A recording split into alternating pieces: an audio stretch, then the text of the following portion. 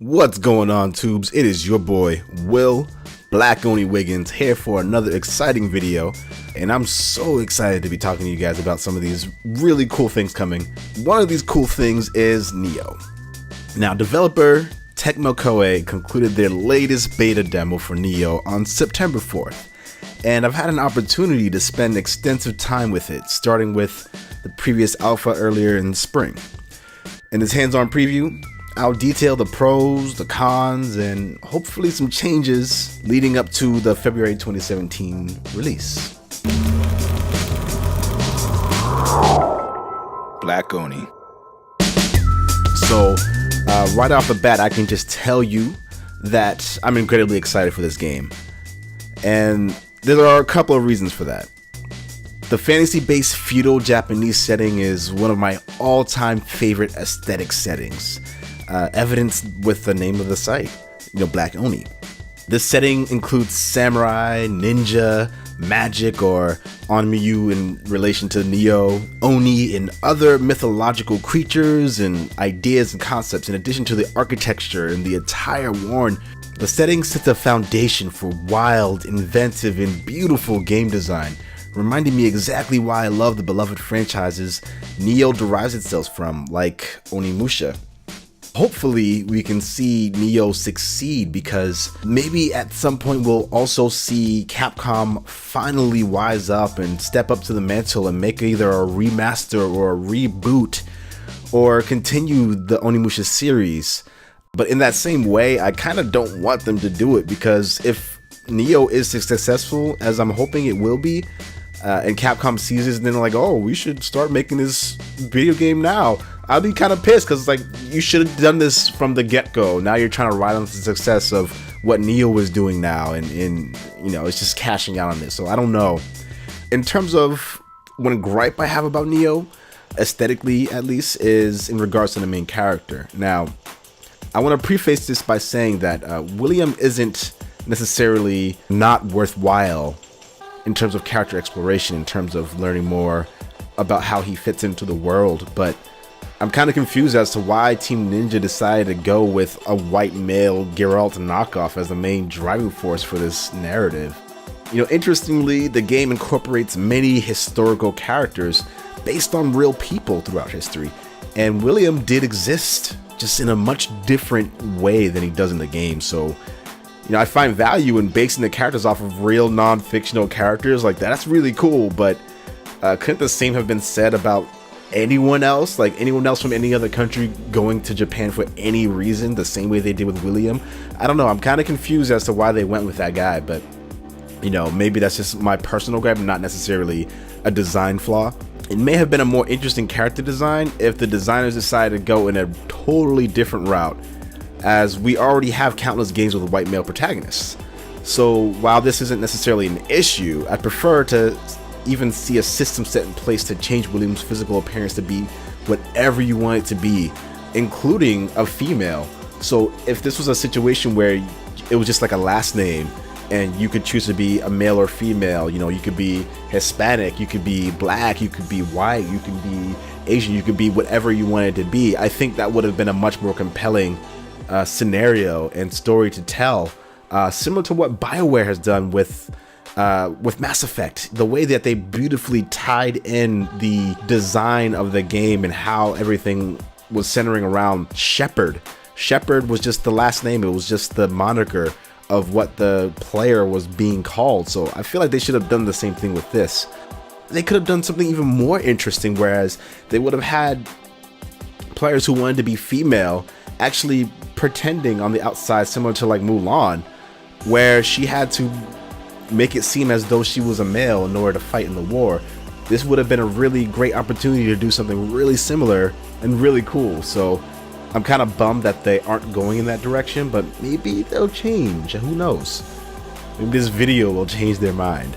Another reason I'm excited for this game is the relatively deep combat. The game plays like a fast-paced mixture between Onimusha, Dark Souls, and Ninja Gaiden. Or Ninja Gaiden. Ninja Gaiden. I never really know how to pronounce that. And I consider this definitely to be a pro. Combat is fluid and responsive, and The sound design accompanying the combat is brutal and visceral and smart. The combat here takes many of the things I absolutely love about all three of these games and combines them into one. You have the ability to chain your moves together with stance switching, which gives you an option of high, mid, and low stances to execute different types of attacks. So, depending on the weapon you have selected, switching stances will give you different results. With the standard katana, the high stance allows you the option of powerful, broad, but slower, limited strokes, while the mid stance allows a flexibility of both speed and balanced damage, and you have greater combo potential. The low stance, while weaker than the other stances in terms of damage output, give you much more mobility and combo opportunities. It's a little bit more flashy and it allows you to kind of get in and bob and weave in a different manner than you can with the high and mid stances. So it's really well thought out, and it rewards experimentation with satisfying and beautiful animations. Conversely, the two things that bug me about the combat tie into some of the things that make this game feel like a Souls game. While having a stamina system ensures people can't, necessarily spam the same types of combos over and over again, it definitely takes away from the traditional hack and slash aspect of it, but it also means it doesn't feel like Onimusha and Ninja Gaiden as much as it actually could, because those games were challenging, but they weren't challenging because they set a limit on how much you can do within a time period before you had to wait for a reset. It was hard because the enemies were relentless and difficult, and they would just come at you. You had to be able to respond to the situation. This game gives you both of those situations where you have to respond, you have to be active, you have to constantly be in movement, but they also put a limit on how much you can attack with a stamina bar, or a key bar in this scenario. And at the same time, when your stamina is depleted in this game, you're completely vulnerable for a short period of time for an opponent to inflict massive damage on you.